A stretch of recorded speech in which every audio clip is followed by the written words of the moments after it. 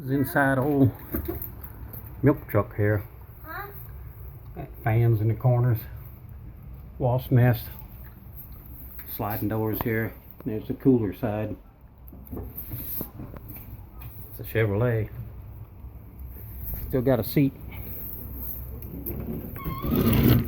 Sliding doors.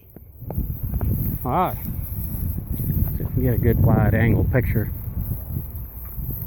Somewhere in the neighborhood of $300 to $3,500, he says. Doesn't belong to him. It belongs to the guy who's working on it for him. He said the motor does run in it. It says C40 on the side. And all the milk So got the little compressor and all down here for the cooling, I imagine. Alright.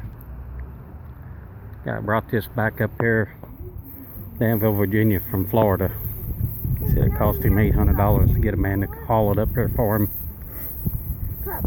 The engine runs, it needs a brake job.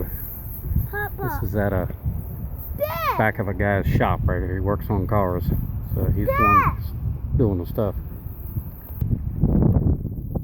Got a little dent on that side, the fender on that side, the headlight.